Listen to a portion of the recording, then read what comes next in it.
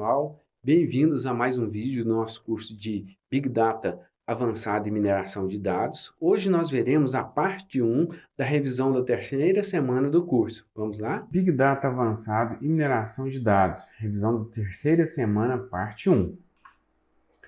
Introdução. A classificação consiste em identificar uma classe ou uma categoria para um objeto. Alguns exemplos que a gente tem seria detectar mensagens de spam, classificar clientes em perfis de crédito, identificação de tipos de galáxias.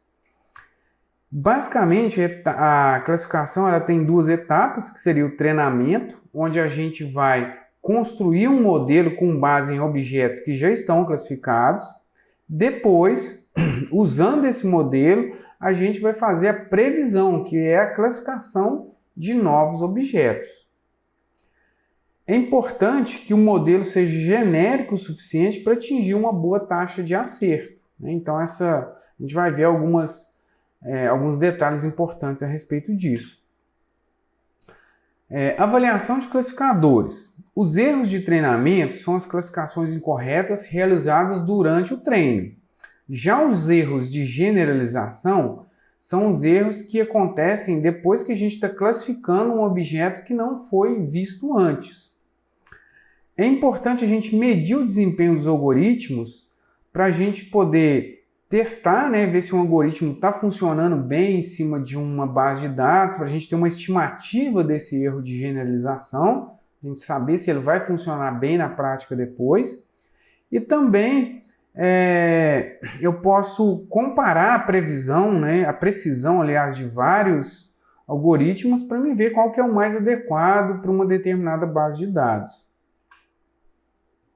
As estratégias que a gente tem de avaliação, né, a gente vai ver duas aqui. A primeira é a divisão, que também é chamada de holdout ou split sample, que ela basicamente divide a base de dados numa parte maior para treinamento, normalmente 70% ou 2/3 da base de dados, e o restante para a gente testar.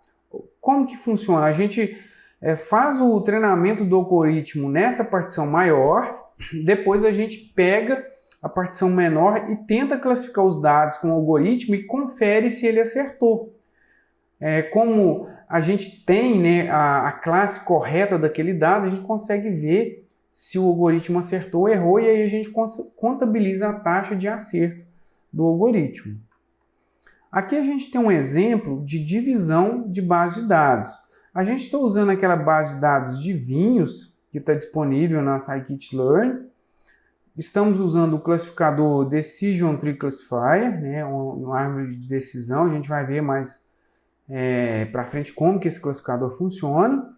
E estamos usando também a função Train, Test, Split, que faz a divisão da base de dados para a gente. Então, primeiro, carrega a base de dados. Vou rodar o classificador. A gente vai até observar uma coisa interessante aqui, que a gente vai rodar o classificador na base de dados todinha, e depois vou calcular a acurácia, mandando esse classificador classificar todo mundo que ele já viu. Vocês vão ver que ele vai conseguir acertar todo mundo. Só que depois aí eu vou dividir a base de teste. A gente vai ter o X treino, X teste, Y treino, Y teste, que a gente vai usar o Train Split Test em cima do XY original. Aqui eu especifico que eu quero 70% para o treinamento. Novamente a gente está usando o Random State igual a 42 para a gente sempre obter o mesmo resultado, senão vai poder variar um pouco, né? E depois eu rodo o classificador novamente em cima da base de treino e calculo a acurácia dele em cima da base de teste. E aí que a gente tem um resultado. Sem divisão ele deu 100%, mas isso pode ser enganoso, né? Porque se eu for levar esse classificador para treinar um novo registro que ele nunca viu, pode ser que ele erre. E a gente consegue observar isso na acurácia após a divisão, que caiu para 96%, mas é uma acurácia mais real, né, do que esse 100% sem divisão. Outra estratégia muito utilizada na prática é a validação cruzada. Como que ela funciona? Eu divido minha base de dados em vários subconjuntos mutuamente exclusivos, ou seja, subconjuntos que se um elemento está no conjunto, ele não está nos outros. Eu vou usar um único subconjunto para teste e todos os demais para treinamento. O tipo de validação cruzada mais utilizado é o chamado de K-fold, né, que ele divide em K subconjuntos. Eu rodo a classificação K vezes. Para cada uma dessas vezes, eu uso K-1 conjunto para treinamento e o outro para teste. Como eu rodei várias vezes, a acurácia vai ser a média de todas as execuções. Aqui a gente tem um exemplo naquela mesma base de dados de Vim, e a gente vai comparar aqui agora a divisão, né, o rodout, com a validação cruzada. Então, primeiro eu rodo o classificador em cima da base de dados dividida em treinamento e teste. Depois eu rodo, né, aqui a gente está usando também a função cross-val-score, que ela faz a validação cruzada para mim. E a gente observa, quando eu rodo, tem mais um detalhe aqui também que a gente está usando, que é a biblioteca NumPy, porque quando eu rodo o cross-val-score, ele me dá a média de cada execução. Aí eu uso numpy.min para ele calcular a média disso tudo para mim. Ele me dá a acurácia de cada execução e eu calcular a média de todas essas acurácias. Aí a gente pode observar que agora a minha acurácia com divisão estava de 96%, caiu para 86%. Mas aí eu estou chegando mais próximo da realidade ainda, de como esse algoritmo vai funcionar. Porque eu treinei ele várias vezes com vários conjuntos diferentes, testei em conjuntos diferentes, né? Então é mais próximo da realidade a validação cruzada, por isso que ela é muito usada. Métricas de avaliação. Matriz de confusão. O que é a matriz de confusão? Quando a gente... aqui a gente tem um exemplo de classificação binária, né? Ou seja, duas classes. Eu tinha uma base de dados com várias mensagens de texto, eu fui classificar em spam e não spam. A minha matriz de confusão é essa matriz que a gente está vendo na tela. A gente tem a quantidade real de spam e não spam e tem a quantidade que o meu classificador encontrou de spam e não spam. Então, na diagonal principal, a gente tem o número de classificações corretas. Fora dela, eu tenho os falsos positivos e os falsos negativos. No caso dos falsos positivos, eles estão abaixo da diagonal, que é o 16. Classificou como spam, mas não era spam. E eu tenho 43 falsos negativos, ou seja, não foi classificado como spam, mas era spam. A matriz de confusão é muito útil porque a gente consegue calcular algumas medidas em cima dela, né? A gente consegue calcular em cima daquelas informações ali que tem na matriz de confusão. A gente consegue calcular acurácia, precisão, revogação e F1 score. A gente já usou a acurácia algumas vezes, mas a gente não tinha visto como que ela é calculada, né? Que a gente tem a fórmula dela, que são o quê? Verdadeiro positivo mais verdadeiro negativo dividido pelo total de conjuntos que eu tenho, né? Que é o verdadeiro positivo mais falso positivo, verdadeiro negativo mais falso negativo. A precisão, ela considera a taxa de acerto de verdadeiro positivo, né? Então, pega o verdadeiro positivo, dividido por verdadeiro positivo mais falso positivo. E a revogação considera a taxa de acertos com respeito aos falsos negativos. Então, essas duas medidas servem para me analisar como que está a taxa de classificação de falso positivo e falso negativo.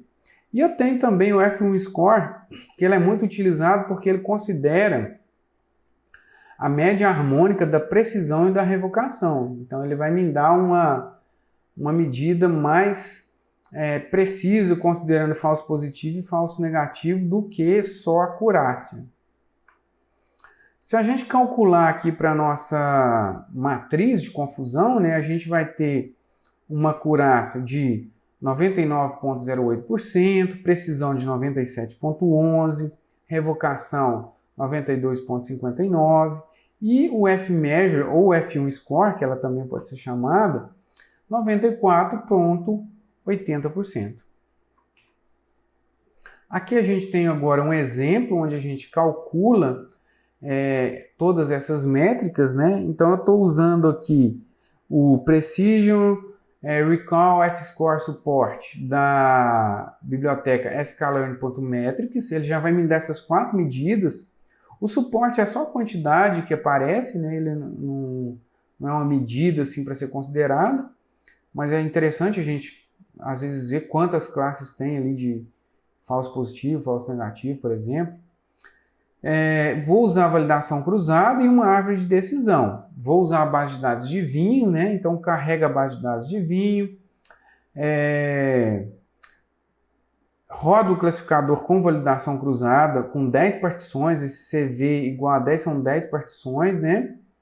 E pego as medidas, né? Chamando a nossa funçãozinha Precision Recall F-Score Support. E aí eu mostro o valor de cada uma delas. Depois, e tem um detalhe importante, né? Porque na primeira vez eu chamei essa medida, essa função, e passei somente o y e as previsões. Ele vai me dar o total, né, de cada uma dessas. Eu posso pegar também, se eu quiser, o macro, que seria a média simples, e o weighted, que seria a média ponderada dessas medidas, né? Então, rodando esse exemplo, a gente tem aqui, na primeira execução, 82% de precisão, 88% de revocação, 85,25% de F-score. Quando eu pego... e eu tenho para cada classe, inclusive, né? Isso aqui é interessante porque... no caso dessa base de dados de vinhos, eu tenho uma classe 0, né, que aparece 59 vezes, então eu tenho a medida para essa classe. Tem a classe 1 que aparece 71, classe 2 que aparece 48, e depois eu calculo a média aqui, ó. A média simples, 84% para quase todo mundo, média ponderada também, né, mas dá uma diferencinha da média simples para a média ponderada porque eu tenho um número diferente de classes, que vai dar um peso diferente.